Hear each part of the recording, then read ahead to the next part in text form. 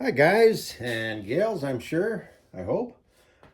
This is Dan from Magic Pachinko with another short video on a vintage Pachinko machine. This is a Nishijin single shot, straight up single shot. Just the way they were in the parlors, no conversion, no front feed, none of that stuff, just a straight up single shot. I'm not sure of the year. The licensing stickers are here, but I don't see a show a number. Did a full restoration on it. This is the original playfield. In pretty rough shape, obviously, but a nice swirl circular pattern. So went to the customer and said, pick out a playfield that you like, and that's the one that he picked out. And I think that was a great choice. To kind of get back to the original and then highlight all of the colors of the spinners and so on and so forth. This one had some interesting things, and I'll tell you about them in just a second. Did some silvering in here to make this look nice again. Excuse me. All the nails get polished, so on and so forth. Silvered up these guys. Cleaned everything, well, obviously, you know, new and so on. The only rough spot on this is right here, the outer frame. This is just a veneer. It's pretty thin wood, and it took a shot at some point in time. I've never gotten into refinishing this portion of the machines. It's not hard to do, it's doable, but I just never went that far. One of the reasons that I don't do it is it makes the machine look a little more, I don't want to say natural, but vintage. In other words, it shows its age. These are aluminum. This was in really very cruddy condition, but they do clean up really well with a wire wheel and some steel wool and so on and so forth. These feet are made, I got a bargain on some oak at a garage sale, believe it or not. So I made some feet up out of the oak. This machine has an interesting feature that all of the single shots did, and I'll get into that in a minute. But let me show you the back of it and tell you a couple of things about the machine. It cleaned up quite well. Very pretty. As I was putting it back together, this piece is tin, and it's dark because I put a coat of clear coat on it, and it darkens the tin down. But as I was getting ready to rebuild it, I realized this piece right here, this whole bottom piece with the counterweight and the hinge, and this creates the bottom of this tray, and it's affected by the weight of the balls. So that's what turns the ball outlet off and on. That whole thing was gone, and I didn't realize it until I started to rebuild the machine. And it's like, oh boy, what happened there? Fortunately, I had another one of these trays, so I was able to just swap it in. It fit perfectly. Had two Model A's torn apart at the same time, and I must have mixed some hardware up when I was cleaning the hardware. And normally this little piece right down here is, again, it's a tin piece, and I like to paint it black. I don't know why. I think it just looks good. I always spray paint that, and there's a couple other pieces in here that I spray paint black. So when I work on a machine, once I get the rust off, I'll take them out, I'll spray them black. Once the paint dries, I'll set them with the rest of the parts for the particular machine. Well, I must have gotten more than one machine working here, and I couldn't find this piece for his machine. So, you know, you wander around, you scratch your head, and you say, what the heck? And I went over to the other Model A that I had been working on, and I said, wonder if that'll fit. And I had sprayed it black. I brought it over, and the silly screws didn't line up. This piece was off by enough from year to year that they didn't match. Again, fortunately, I had more spare parts from other machines to have one that fit, and got that put on. So that was all good. So this machine, like a lot of the Model A's, has I don't even know what to call it, a 2-ball win feature. So what happens is any winning ball is captured within the confines of this plastic. It runs down into the seesaw, and then the seesaw tips, lets the ball out, and you know how that sort of thing works.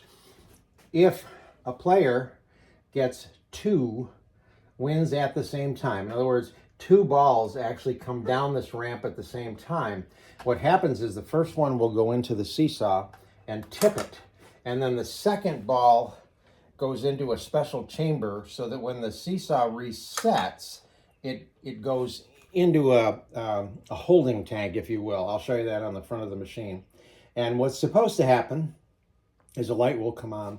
Now, not all machines have the lights. This one does, and right now I'm not having any luck getting the light to come on.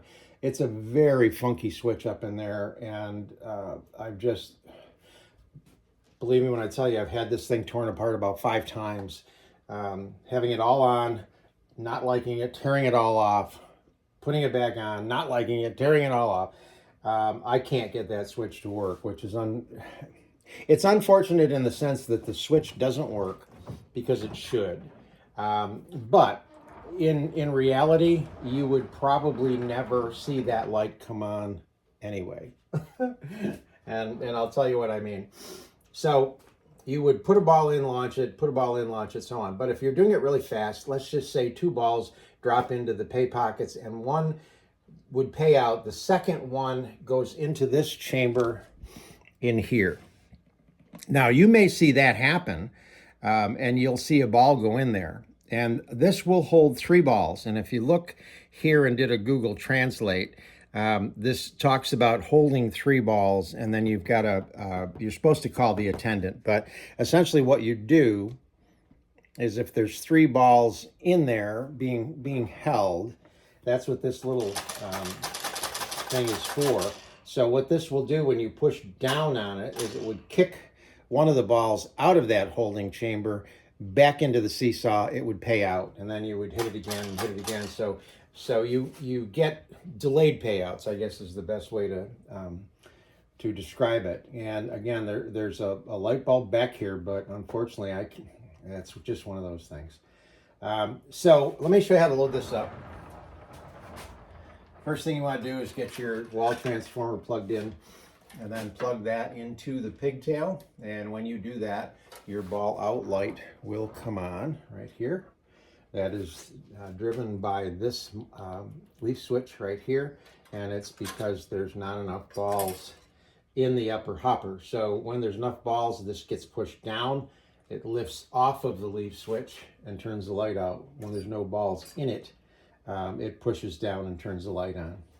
So before you attempt to put any balls in the machine, you want to look over here.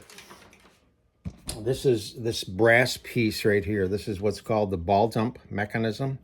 And if you raise the cover on the jackpot, this is a pretty good, should be a pretty good view of it if you've never seen it before.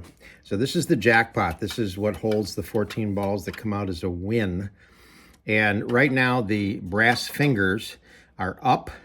So if I put a ball in,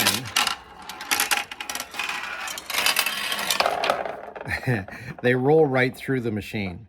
So before you put any balls in, make sure you just squeeze these two together. Then when you put balls in, they're going to start to queue up in here like they're supposed to. Okay, so make sure these are together. All right, okay. So you're going to just take a few balls, throw them in.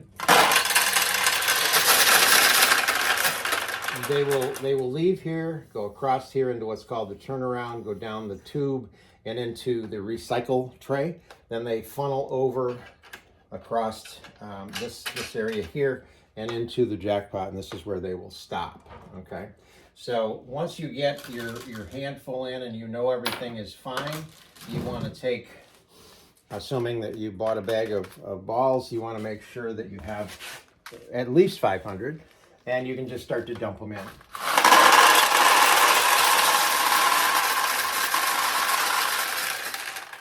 So you want to keep a handful to get started. With a Model A recycler, you don't need a catch box. You can put a box here. There is a reason for it, but you don't need it under normal circumstances when you're playing. Winning balls come out the front. A losing ball is going to go into the drain hole and run across and go right back into the recycle tray, which feeds the jackpot. Okay, so when these are set up properly, this is going to have an excess of balls in it. This will be full of balls, which pushes this down, lifts this up off of the ball out light switch and turns it off.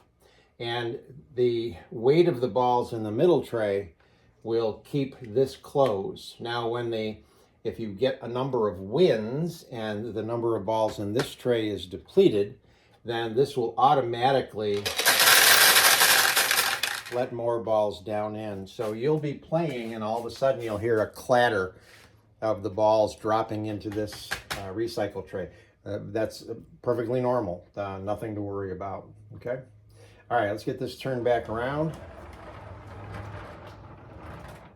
Get the glare off of it. There we go. Okay, so when you play a single shot, I'm sure the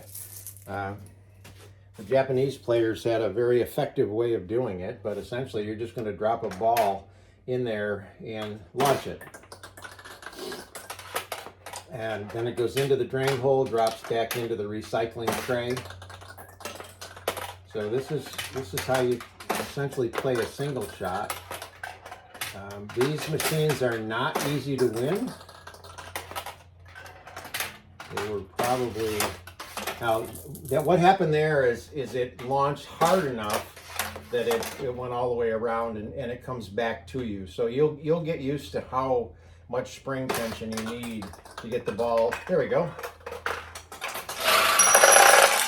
So there's a win. The jackpot light comes on momentarily in the center. You can see the jackpot tip and drop the 14 balls out the front. Okay, so that's a win on a single shot. There's another one. And there you go. So, what else did I want to tell you about this? Let me see if I can do this. So if a player were lucky enough to get a double win, the first ball goes through and comes out as a win. And I don't know if you can see it now or not, but there is a ball held right in there. So that's the second ball. So even though you got a double win, you only got paid once. So before you would leave as a player, you would hit this.